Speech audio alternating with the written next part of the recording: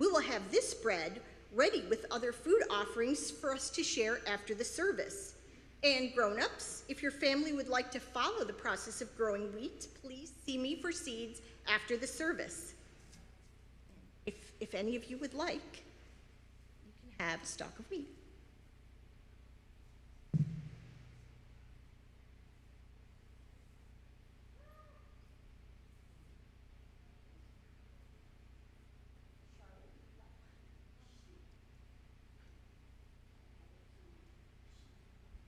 Thank you very much for joining me for my story.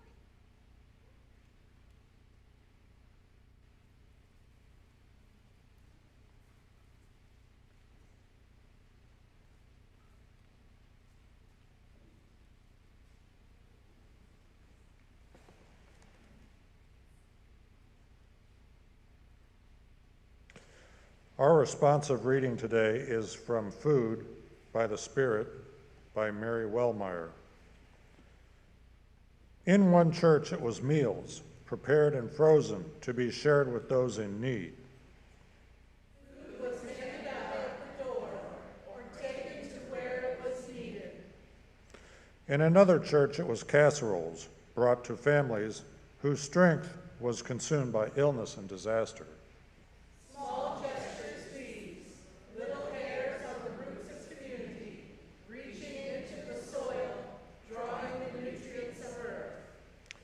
When we sing together, share a meal together, make soup together.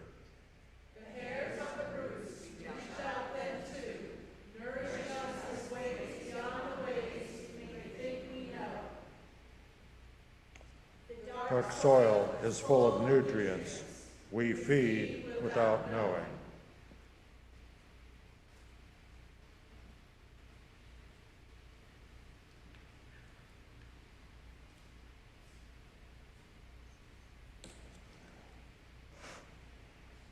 This is the time we set aside for deep sharing of our hearts and for prayer and meditation.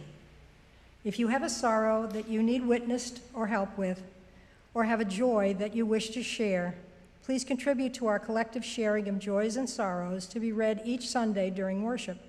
You can email us at joysandconcerns@orlandouu.org during the week, or you can fill out a card at the registration table if you're attending in person and hand it to an usher.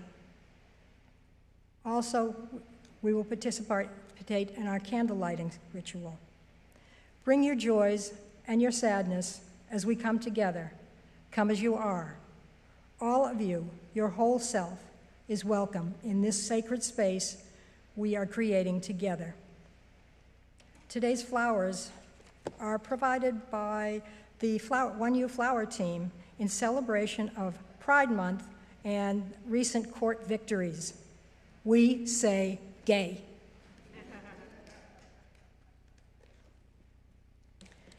And Paul, Kat, and Julia would like to share that Paul's father, Glenn Burdett, passed away at 4 p.m. Monday, June 19th.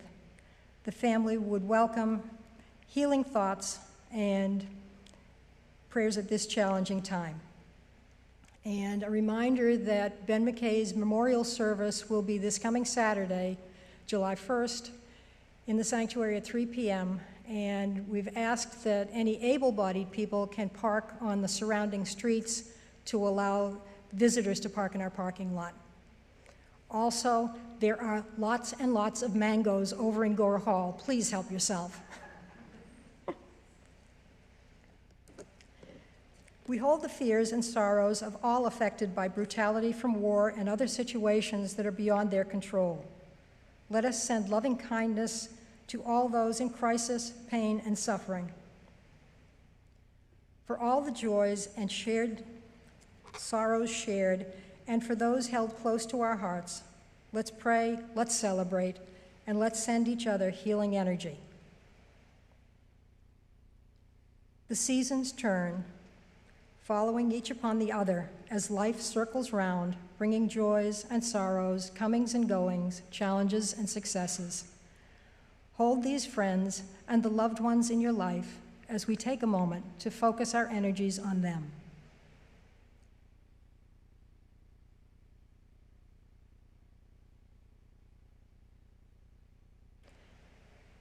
These names have been heard and honored together in this community. Alongside these, we know are certain joys and sorrows that remain private and unspoken. Those too have a rightful place here. May fellow feeling encourage each of us toward ever more compassionate living. This kindled chalice reminds us that here we are kindred souls. We're never alone in the human condition. There is a love that cares for all. May it be so. We now invite you to participate in our candle lighting ritual. It's both an invitation and an opportunity to challenge us to go inward. This is an opportunity to try to connect with our center and see what might be stirring for us, giving us this moment of stillness to see what wisdom we can find from within. I hope you accept this invitation and participate in our ritual either by remaining in your seat reflecting, or going to our candle altar to light a candle, or swaying, or by simply helping to create a spiritual container for others. Please find a way to use this time to reflect deeply.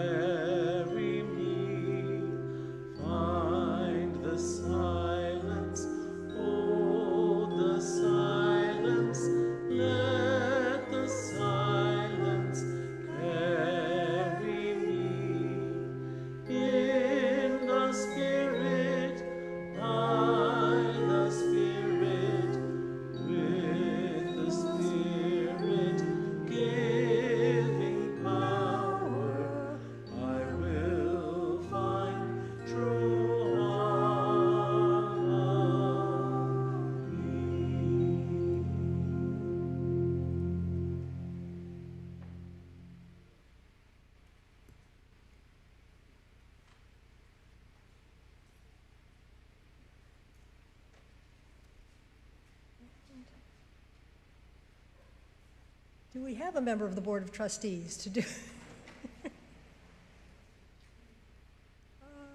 Okay, I guess not. Oh, well. I'm not a member of the Board of Trustees, but we invite you now into the practice of generosity. It's one of our spiritual values which sustains the life and ministries of the church community. Let us be grateful for the opportunity to give, for it's a privilege to be able to do so. And let us be grateful for our needs, for they give us the opportunity to receive. Today's full collection will go to the ministries of this congregation. Also, please note that the Share the Plate partner for the month of June is iDignity. You can use the link in the newsletter or on the screen to donate directly to them, and please let one you know that you've donated. The offering will now be collected. Note that you can also give online using the link. Our offertory song, "O Come You Longing Thirsty Souls," with a third verse that I adapted. Please remain seated while singing along. The words will be projected on the screen.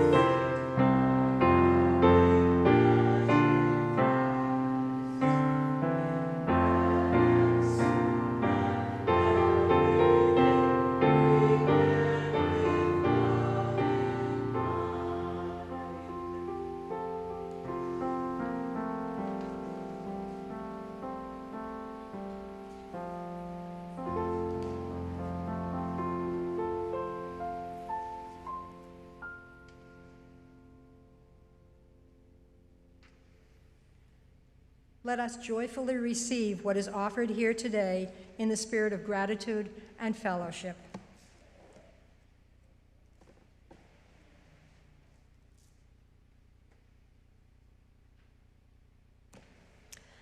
A number of our Mystic Grove members could be considered kitchen witches, those who make magic while gardening and cooking. We hope the reflections we offer today will encourage you to consider your own experiences of spirituality and food and inspire you to mindfulness in your preparing and sharing meals with your friends, family, and community.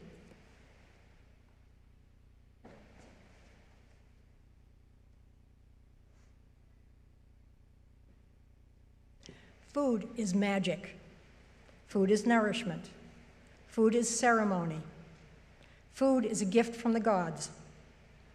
From ancient times, Food's been connected to religion. The animals and fields were blessed. Sacrifices were made to beg for rainfall, sunshine, fertility, and a successful harvest. Even our hunter-gatherers' ancestors, when a hunt was successful, would gather the tribe, continue. Something must die, whether plant or animal. In some later cultures, a husband and wife would make love in the field to ensure the fertility of the soil and bounty of their crops. Celts would herd their cattle and sheep between first fruits to Yahweh to secure his blessings and protection. The Christian communion service is asking God's blessing and confirm in many religious traditions. Here are a few examples. The one I grew up with as a Catholic: bless us, O Lord, and these thy gifts which we are about to receive from thy bounty, and eat. And some had named that wanted. But we have meat, and we can eat, and hellfire. For Hindus, it's becoming the life fire in the bodies of living beings, mingling with the upward and downward party laughter. May the love and joy we share be with us ever after. In Japan, they say a simple, I humbly, not be like porridge, stiff, stodgy, and hard to stir, but like cornflakes, crispy, fresh, and ready to serve. Food cements the bonds of community. We use food when we celebrate together. What's a birthday? We still connect its preparation and consumption to the sacred when we celebrate. How many holidays involve special meals? Most, if not all, even if mine aren't the same as yours. Christmas Eve with the 7 fishes, or a tourtière, or a bûche de Noël. Christmas dinner, turkey or goose and mincemeat pie. Corn for Kwanzaa. Chocolate for Valentine's Day. Easter ham and, of course, eggs. 4th of July hot dogs, hamburgers, and potato salad. Halloween candy. Thanksgiving turkey and pumpkin pie. We strengthen the bonds of family and community with potluck dinners and even a simple cup of coffee or tea with a friend or neighbor. We even connect food with the sacred when we don't eat. There are as many ways to fast as there are religious traditions, done as a sacrifice to cleanse and sanctify ourselves. In the Middle Ages, a young squire would bathe, fast, and stand vigil before being knighted. Fasting takes different forms for different people.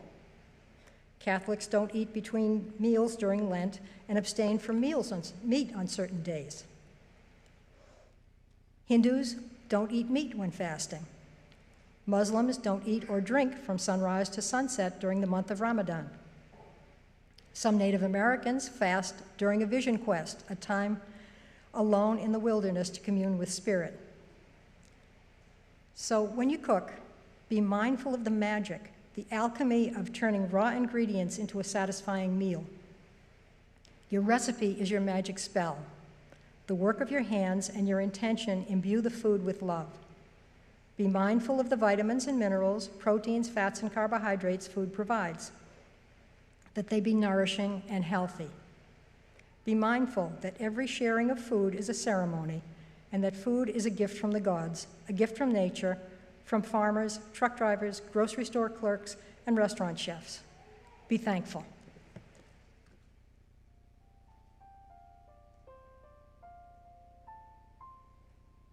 My name is Mary, and I'm one of the founding members of the Mystic Grove. When I reflected on my own history with the magic of food, 2 ideas came to the forefront of my mind: love and power. In my early childhood, my family lived in a 2-flat in Chicago, and on the upper floor lived my maternal grandparents. Here I had the privilege to observe the food sorcery of my Grandma Charlie. In the little yard, she tended zucchini on the vine, grew herbs behind the garage, plucked young dandelion greens from the lawn for a salad. She had wise hands, making pizza, using a knife to finely chop nuts for a tort, pinching the homemade pasta dough into little berets with a twist of her thumb. There were never any recipes, just knowing. One day in the fall, something in the weather tells her it is time to make the sausage. I can call up the pictures in my mind, the pile of pork, the crank of the hand grinder clamped to the table, the seasonings massaged into the meat, the jars of casings waiting to be filled, sausage links hanging from the ceiling in the basement, drying over time, eventually stored in large glass jars of olive oil. This was in the 60s and early 70s, at a time when frozen foods were an ever more popular marvel, but the magic to me was Grandma Charlie making fabulous foods by hand, the twinkle in her eye, the love with which she laid out the spread for Sunday dinner. The first time I made yeast bread, alone in my kitchen, I got to a stage in the kneading when the dough reaches a particular texture, and I felt the rightness through my fingers like the unspoken energy of the ancestors guiding my hands. And I was flooded with a joy in knowing and a connection to all those whose hands know. My mother, who had grown up watching but not cooking, taught herself from cookbooks, working her way through Betty Crocker, picking up new booklets in the grocery store checkout counter, testing recipes and annotating them, eventually becoming the family expert on making ricotta stuffed shells, impossible Bisquick pies, and amazing desserts. She perfected her own homemade spaghetti sauce, which scented the house on Sunday mornings. With her, I was initiated in the mystery of written recipes, of documentation and experimentation, of practice to gain new skills and learning from failures. Even though the family was not always willing to join her on the journey to new flavors, she continued to try new ingredients and new methods. It was Mom's example that led me to work my way through my own collection of cookbooks. Recipes led to conjuring pots of gumbo, constructing gingerbread boxes filled with homemade cookies, brewing ginger beer under the kitchen table, and eventually led to crossing the fine line between recipes and spells. I did not explicitly teach my own daughter to cook, but I did initiate her into the rites of gardening. Eating backyard strawberries and beans right off the vine, planning and planting a plot in the old church community garden, attending herbalism classes and conferences. We melded that garden wisdom into our cooking and medicine making. Tinctures steeped in the pantry, elderberry syrup chilled in the fridge, herbs dried anywhere we could hang them out of the reach of cats.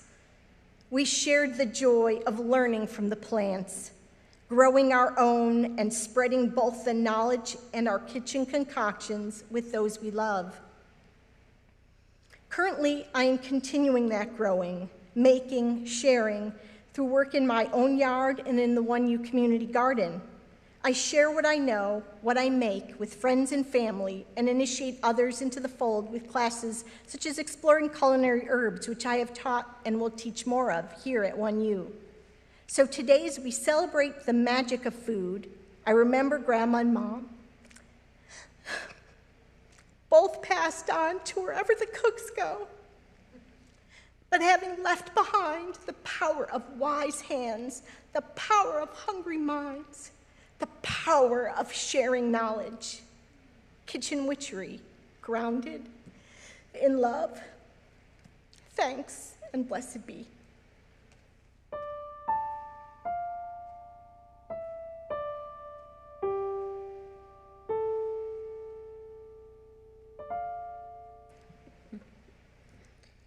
This sermon is a 3-course meal.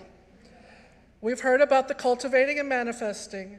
We've heard about the sharing and blessing, and now my part, the giving. If I were to look in your pantry right now, way in the back, there will be some poor neglected something. That bag of black lentils that you bought for that Pinterest recipe and then forgot. That funky mango chutney that you got as a gift so you can't just throw it out. Or all those dried beans. We have struggled through adversity, a pandemic, and so much more, yet these pantry staples are lingering in the back of your cupboard, probably forgotten. When I was a small child, I had a large family, and we would gather together every Sunday for family dinner at Piccadilly Cafeteria. And one of these Sundays, I found out that my grandmother liked pickled beets. And for years, to her dismay, I would get her pickled beets every Sunday. This is how I showed love through acts of service. Acts of service are my love language, and I have found that food is the easiest love that I can give. I like to give raw ingredients instead of making you a meal. If you've ever been to a Mystic Grove event, you know that everyone's allergic to something over here. We have our gluten-free section, we have our nut-free section, we even have a unique mustard seed and apple-free section. There's not one person in Mystic Grove that doesn't have some kind of something we have to work around when it comes to food. But when I cook a turkey and offer it up, it's gone. Or when I have a bunch of random canned foods, they easily find a home. So, do you feel like a lost, forgotten pantry item? Or do you feel like I just delivered hot-cooked turkey to your door? There are so many people out there struggling right now to get a hot meal, to get any meal. And yes, the UUs love their social justice. If you need someone to pick in a line, if you need someone to write 1,000 letters to a senator, or if you need someone to back you with manpower or money, just ask your local UU church. But how many of you have made cookies for our after-church service, or signed up for the caring circle? Yeah, I haven't either. I've learned a lot from my time with Mystic Grove. They are a very food-oriented group. We'll clean our classroom, but you know we're going to Willow Tree, the German restaurant, right after that. Oh, we have to have an annual meeting. Will it be catered? I've been involved in many pagan groups, and Mystic Grove is known for their social hour. If you were to look at our emails before any rituals, even this one, it's mostly about what to bring to the potluck. These acts of service as a love language have gotten me in trouble too. It's not all peaches and roses. When I go camping with my best friend, I always make sure we are loaded with food. I stress about it, even if it's just for a weekend. But when I go camping by myself, I forget that I need food too. One time, I went camping for a weekend and I had to live off a loaf of bread and half a dozen eggs. It was funny, actually. I had just totally forgotten to serve myself with the same love. The pandemic really changed a lot of how we look at food, and especially supplies of food. I remember shortages, but I also remember the bands of volunteers at local food pantries that popped up everywhere. My personal stress reaction was to make sure my people had food. Maybe too much at times, to their dismay, like my grandmother and the beets. So I will leave you with this challenge, okay? Check in on those around you and see if they need anything. Or if you're the one that needs something, just ask. Take that poor, lonely, forgotten pantry item and do some research and make something with it. And let us know how it goes. And donate to your local food pantries with either money, time, or effort. And I'm going to add, there's like 700 mangoes over there. Please take mangoes. Record crop. And lastly, remember, gathering together, we do not let the struggle overpower us. In community, we find our strength. Our closing hymn is Parsley, Sage, Rosemary, and Thyme, sung to the tune of Scarborough Fair. As willing and able, please rise and body your spirit to join in singing. The words will be projected on the screen.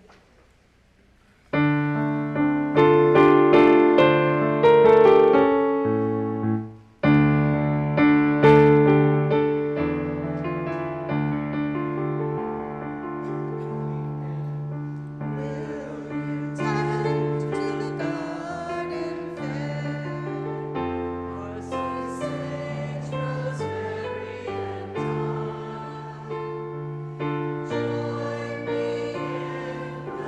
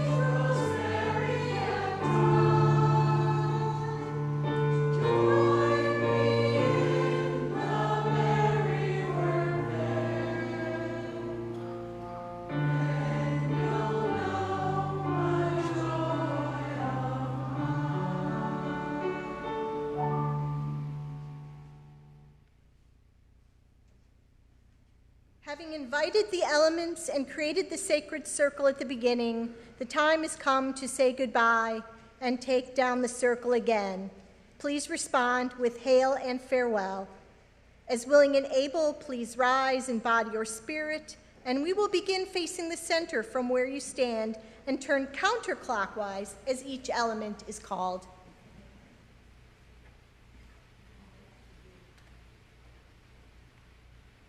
Was our food. Hail and farewell. Hail and farewell. Facing west. Spirits of water, powers of the west, thank you for quenching our thirst and washing our veggies. Hail and farewell. Hail and farewell. Facing south. Powers of the south, spirits of fire, thank you for warming our leftovers and warming our hearts. Hail and farewell. Hail and farewell. Facing east. Powers of the east, spirits of air, thank you for a cooling breeze to share with friends and family. Hail and farewell. Hail and farewell. And facing north. Powers of the north, spirits of earth, thank you for grounding us in the love of community and the magic of food. Hail and farewell. Hail and farewell. And please be seated. Our call to action this week is to eat with intention, to be mindful of the nourishment in our food, and to be thankful to Mother Nature and to all the people whose labors brought it to our plates.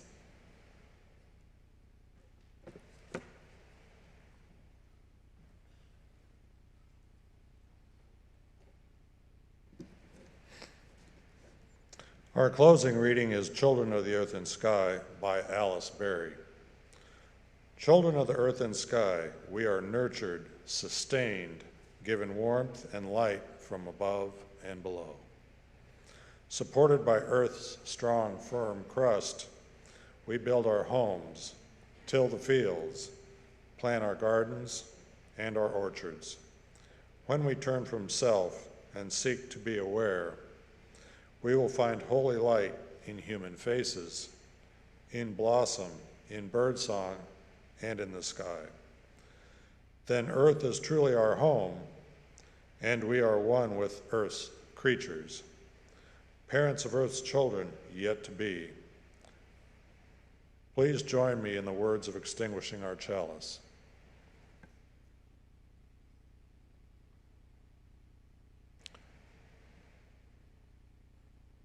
We extinguish this flame, but not the light of truth, the warmth of community, or the fire of commitment. These we carry in our hearts until we are together again. And so it be done.